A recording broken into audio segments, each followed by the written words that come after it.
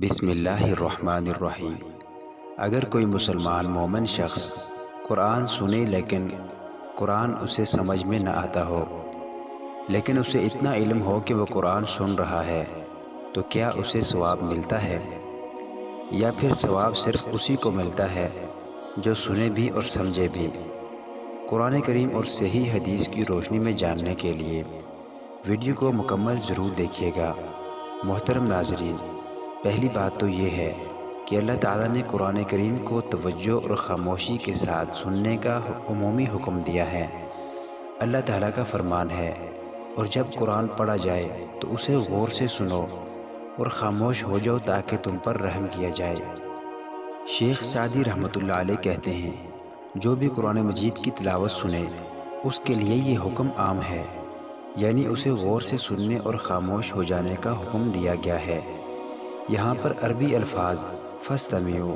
اور وانصتوا میں فرق یہ ہے کہ انصات کا مطلب یہ ہے کہ ظاہری طور پر گفتگو بند کر دیں اور کوئی بھی ایسا کام مت کریں جس سے سننے میں رکاوٹ پیدا ہو، جبکہ استماع کا مطلب یہ ہے کہ کان دھر کر غور سے سنیں،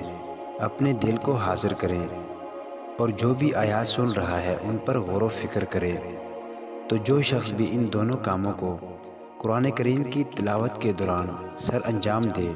تو یقیناً اسے بہت زیادہ بھلائی ملے گی اور وافر علم بھی حاصل ہوگا، نیز تسلسل کے ساتھ ایمان میں بھی اضافہ ہوگا، اس کو ملنے والی ہدایات میں اضافہ ہوتا چلا جائے گا، اسے دینی بصیرت حاصل ہوگی۔ یہی وجہ ہے کہ اللہ تعالیٰ نے ان دونوں کاموں کو سر انجام دینے پر حصول رحمت کا بھی انتہا دیا۔ اس سے یہ بھی معلوم ہوا کہ جس شخص کو قرآن کی آیات سنائی جائیں اور وہ آیات کی تلاوت پر کان نہ دھرے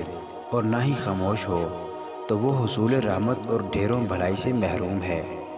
قرآن کریم کی تلاوت سننے والوں میں سے تلاوت سننے کا تاکیدی حکم نمازیوں کو جہری نمازوں کے دوران بھی دیا گیا ہے کہ جب امام قرات کرے تو مقتدی کو خاموشی سے سننے کا حکم دیا گیا ہے۔ قرآن کو توجہ سے سننے اور خاموش رہنے میں سب سے بڑی حکمت جو کار فرما ہے وہ یہ ہے کہ سننے والا قرآن حکیم کے معانی کو سمجھ کر عمل کی راہ اختیار کرے۔ امام طبری کہتے ہیں، قرآن پر ایمان لانے والوں سے، اس کتاب قرآن مجید کی تصدیق کرنے والوں سے کہ جن کے لیے یہ قرآن ہدایت اور رحمت ہے،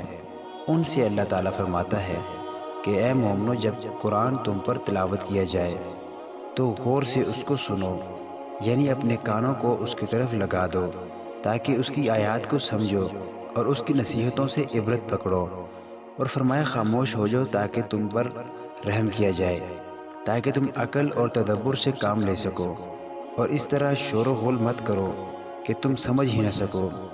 یہ سب اس لیے کہ تم پر اس سے نصیحت پکڑنے، عبرت حاصل کرنے اور آیات میں بیان کردہ فرائض کو اپنے زندگی میں شامل کرنے کی وجہ سے اللہ کی طرف سے تم پر رحم کیا جائے۔ لہٰذا اگر کوئی شخص تلاوت قرآن کے دوران خاموشی کے ساتھ کان دھر کر تلاوت سنے، قرآنی آیات کے معنی پر غور و فکر کرے اور انہیں سمجھے تو اس سے دنیا و آخرت کی بھلائی حاصل ہوتی ہے۔ شیخ الاسلام ابن تیمیہ رحمۃ اللہ علیہ کہتے ہیں، اس سننے کے ذریعے اللہ تعالیٰ نے بندوں کو ہدایت دی، ان کے معاشی اور اخروی امور کو سنوار دیا۔ رسول اللہ صلی اللہ علیہ وآلہ وسلم کو یہی حکم دے کر بھیجا گیا، مہاجرین اور انصار کو اور ان کے نقش قدم پر چلنے والوں کو یہی حکم دیا گیا۔ اس سننے کے لیے سلف صالحین جمع ہوتے تھے، جیسا کہ رسول اللہ صلی اللہ علیہ وسلم کے صحابہ کرام جب اکٹھے ہوتے تو ان میں سے کسی ایک کو کہتے کہ قرآن کی تلاوت کرو، اور بقیہ خاموشی سے کان لگا کر قرآن سنتے۔ اور عمر رضی اللہ تعالیٰ عنہ ابو موسیٰ اشعری رضی اللہ تعالیٰ عنہ کو کہا کرتے تھے، ہمیں ہمارے پروردگار کی یاد دلاؤ، تو اس پر ابو موسیٰ قرآن کی تلاوت کرتے اور بقیہ تمام غور سے سنتے تھے۔ دوسری بات کہ سماع کامل، سننے کا حق ادا کرنا جب یہ ہے کہ جس میں سمجھ کر پڑھنا اور غور کرنا دونوں چیزیں ہوں، تو یہ بات بھی یقینی ہے کہ جس شخص میں جس قدر طاقت ہے اور وہ اپنی استطاعت کے مطابق قرآن کریم کی تلاوت سنتا ہے تو وہ اپنے اس عمل کے مطابق قابل ستائش ہے، اور جس مقدار کو سر انجام دینے سے قاصر ہے اس میں اس کا عذر مقبول ہے۔ اور ایسا نہیں ہونا چاہیے کہ انسان اگر تھوڑا کام کرنا جانتا ہو تو سارا ہی نہ کرے، یہ سمجھ کر کہ مجھے کون سا پورا کام آتا ہے، بلکہ جس قدر کر سکتا ہے اتنا کرے، بقیہ میں اس کا عذر قبول ہوگا۔ کیونکہ قاعدہ یہ ہے کہ ناممکن عمل کی وجہ سے ممکن عمل ساکت ختم نہیں ہوتا، یعنی بندہ کوئی بھی واجب یا مستحب کام جس قدر کر سکتا ہے کرے، اور جس عمل کی اس میں استطاعت نہیں اس کی اس سے پوچھ نہیں ہوگی، کیونکہ اللہ تعالیٰ کا فرمان ہے، حسب استطاعت اللہ سے ڈرو۔ شیخ ابن عثیمین رحمۃ اللہ علیہ سے پوچھا گیا، اگر کوئی انسان بنا سمجھے قرآن کی تلاوت کرتا ہے تو کیا اسے ثواب بھی ملے گا؟ اس پر انہوں نے جواب دیا، قرآن کریم بابرکت کتاب ہے، جیسے کہ اللہ تعالیٰ کا فرمان ہے، جو کتاب آپ کی جانب نازل کی ہے بابرکت ہے، تاکہ وہ اس کی آیات پر تدبر کریں اور اہل دانش ان سے نصیحت حاصل کریں۔ تو اس لیے انسان کو قرآن پڑھنے پر ثواب ملے گا، چاہے وہ معنی سمجھے یا نہ سمجھے۔ تاہم کسی بھی مکلف مسلمان کو ایسا نہیں کرنا چاہیے کہ وہ قرآن کریم کو سمجھے بغیر ہی پڑھتا جائے، کیونکہ اگر کوئی انسان مثال کے طور پر علم طب حاصل کرنا چاہتا ہے اور اس نے طب کی کتاب بھی پڑھ لی تو اس شخص کو اس وقت تک فائدہ نہیں ہوگا جب تک وہ اس کا معنی نہ سمجھے اور اسے اس کی تفصیل نہ سمجھائی جائے، بلکہ وہ خود پوری کوشش کرے گا کہ اس کتاب کو سمجھے تاکہ اسے اپنی پیشہ ورانہ عملی زندگی میں نافذ کر سکے۔ تو ایسے میں قرآن کریم کے بارے میں آپ کا کیا خیال ہے، جو کہ سینوں کے لیے شفا اور لوگوں کے لیے واعظ ہے؟ تو کیا یہ عمل اچھا ہے کہ انسان اسے سمجھے بغیر پڑھے اور اس پر تدبر نہ کرے؟ یہی وجہ ہے کہ صحابہ کرام رضی اللہ عنہم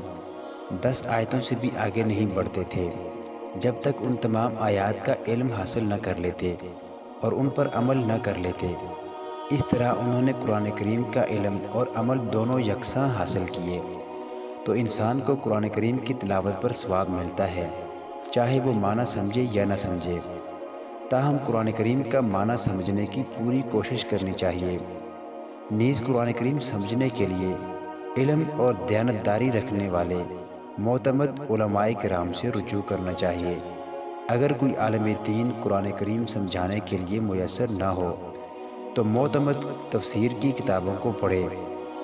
مثلاً ابن جریر طبری، تفسیر ابن کثیر